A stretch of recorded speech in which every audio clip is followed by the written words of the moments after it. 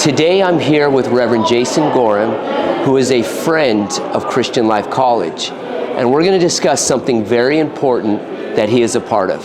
So Brother Gorham, good to have you with us today.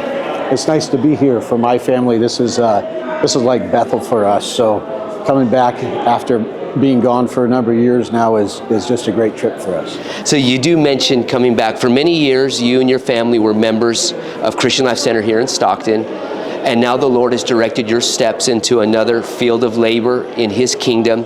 Can you take a few moments and just maybe tell us a little bit about that story, your journey, and where you're at right now in serving the Lord and answering your call?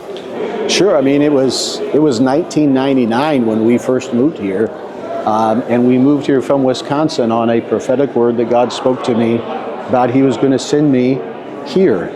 And I remember specifically God saying, I'm sending you there to prepare you for another time and season. Okay. I didn't know how long that time would be here, but it turned out to be almost exactly 20 years. And then God spoke to me again, almost an identical phrase through a prophetic dream. He says, you're about to enter into that season that I sent you here to prepare you for. And so in 2019, in the summer of 2019, we reluctantly said yes to God again. And off to Wisconsin we went, where my wife Nicole, our boys Ethan and Lance, were part of the great church in Eau Claire, Wisconsin called Pentecostal Assembly. All right. And we're just following after the will of God and trying to continue to feel after Him. Sometimes you can get a word, and then it's you struggle with interpretation, purpose, and then action. And what God has positioned us to do is really a new phrase for me. We call some pastors bivocational pastors. God has positioned me, because of my secular employment, to be a bivocational evangelist, where I can travel around and bless North American missions churches, because I cover all transportation, to be able to go out and minister the Word of God and bless churches as I travel in my secular employment. So it's been a great transitional into a great season in life. Amazing, and what a blessing that is to the kingdom, and what a unique ministry. And I look back at you and your family, your time here, and I have such fond memories. You were very involved in ministry, very involved in small group ministry. Of course, you and I developed a great friendship. You know, how many times did we sit for lunch and encourage one another in the Lord? So very, very thankful to see the hand of God upon your life and your willingness to obey God, even when it doesn't make sense, which kind of leads us to our conversation today.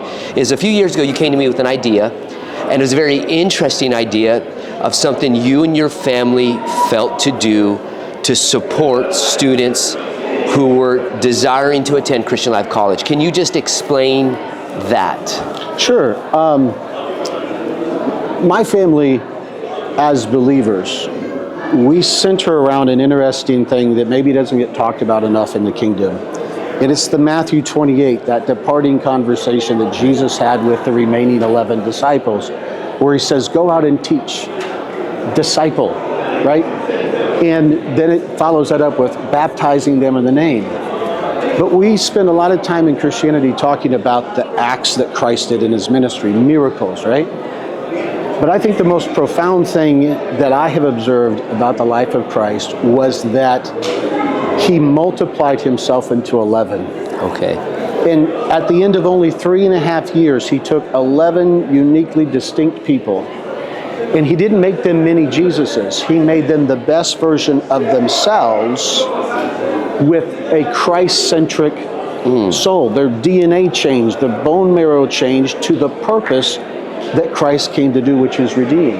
And so we've always been a disciple-centric family. Small group ministry for me was about discipling believers into the Great Commission. Because I don't believe I was ever called to be an occupier. I was meant to multiply. And discipleship is everything to me. And so when we moved away from this place that we think of as Bethel for us, we thought, okay, God is positioning us to do some really cool things new in discipleship, more evangelistically centered, the gifts of the Spirit operating in maybe a larger platform. But I still only have a certain reach. And I began to talk to God about how can I reach further out of what I'm doing now to fulfill this burden about discipleship. And I just felt so strongly that God said, what's the greatest discipleship center you know? And I went, it's Christian Life College. And he says, you're right, but why is that? And I said, because honestly, they're not just training full-time ministers to go to pastor or to missions. I don't know what the statistics are. Maybe Christian Life College knows what these statistics are. But how many of the students from here over the generations come here, and what they do with the discipleship training, the teaching, it says go and teach them, right? Is they go back to their home church, their home community, and wherever USA or North America or maybe around the world. And what they do is they become great saints because they become discipleship makers. And I thought, I can sow funds into the work of making disciples through Christian Life Center, Christian Life Ministries, Christian Life College. And so God birthed a hunger in my heart to develop a scholarship fund that my family would fund, to be able to sow into specifically incoming freshmen, to help pull them into a place that would make disciples for the work that God calls them to be. I mean, that's so amazing to hear you describe it that way. And there's a saying in the world, put your money where your mouth is. When you believe in something, back it up, with actions, and you and your family, you believe in discipleship. You've lived out discipleship, but now you're investing in discipleship. And for me, one of the tremendous privileges or blessings of being involved in Bible college work is I get to see the seed get sown, not in addition, but in multiplication. As I'm teaching in a class of 50, 60, 70 students, those seeds are being multiplied in incredible ways. And so you're taking that concept and saying, I'm going to support these young people who are in the process of discipleship, and they're going to become disciple makers, and it becomes exponential. The growth, the expansion of the kingdom. So I have a term that I use. I call them God ideas, right? And they're ideas that don't make sense, but you just know God's in it, and then you see God bless it. And so you approached me, and you and I began to pray and consider how can we make this a reality, and we came up with a name for it, the Foundations of Faith. And we really earmark these funds for incoming students to really help them that maybe get over that final financial hurdle of being able to attend Christian Life College. When you think about the Foundations of Faith Scholarship, what is your big picture goal, or what do you want to see, like in your dream, what God has put in your heart? What do you want to see that producing long term for the kingdom? I think initially what I wanted the message to be to an incoming student applying for this scholarship is somebody believes in my calling. Somebody somewhere that I don't know believes in my calling to ministry. That was mission number one. It really meant something to me in my developing years when people invested in me and showed me, you're valuable, Jason. Yes. I grew up in difficult circumstances, some brokenness in my family, and there were men of God and people from the pew who showed me that I was valuable. So mission one for me is I wanted students to know that there was someone who believed enough in them to invest financially into their call. That was mission number one.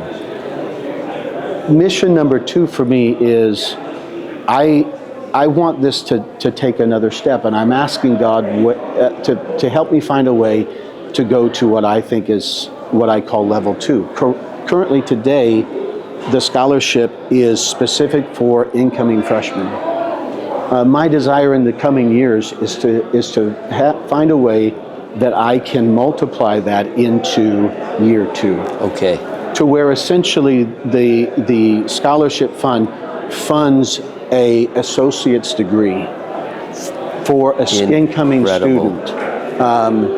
So that would be step number two, the dream that I have is next. And step number three for me is I've talked to my wife and my kids about this, and I've told them that I want this to outlive me. I want it to outlive us. And so we have laid out in my will, if something were to ever to happen to me, we have dedicated $50,000 in funds to outlive me in this endeavor. And I want this to catch air and fly. And I don't want it to be limited to what I can do by being alive and well. I want it to live on. And that's our long-term mission and purpose as a family. And just hearing that, what a kingdom-minded approach. And, I guess the truth is all of us, what we do for the Lord, it's our hope and dream that it'll live on beyond us. Yeah. Every pastor that plants a church, that pastors a church, when the time comes for him to step off the scene, his dream, his desire is for that church to continue to thrive beyond. And you're taking that same approach with this whole discipleship making process of Christian Life College. I can't say thank you enough. What is kind of the scholarship's been up and running now for several years. What is your continued involvement with the whole process of the Foundations of Faith Scholarship? Can you talk about that a little bit? Most of my involvement up to this point has been the development of the concept, okay. Right? We sat and we visited about, what my vision was and developing the name and the qualifications status. Mm-hmm. Since then, the only thing that I asked to be a part of was once the scholarship committee within the college narrowed the field down to a set of finalists, whether that be 2 or 3, maybe even more than that if you narrowed it down to that, is that I wanted to be able to review the finalists and make a personal recommendation. And that's my only involvement. And, one of the things that happened that's been really nice since this happened is the first scholarship recipient at some point sent us a thank you letter in the mail. Besides that, that's it. I've put it out there, I've sowed that seed, and somebody else is going to water, somebody else is going to weed, somebody else is going to harvest. I just want to be the person that's sowing. Beautiful. I mean, this is, to me, such a God idea from start to finish, and to see it blessing and touching lives in such a real way. What would you say to others who are considering perhaps partnering with Christian Life College and maybe something similar to what you all are doing? What word of advice or maybe word of exhortation or encouragement would you give them for those that may be feeling a God idea, a nudging, a leading to support students in their ministry training endeavors? Any words to share? This world is put busy on steroids.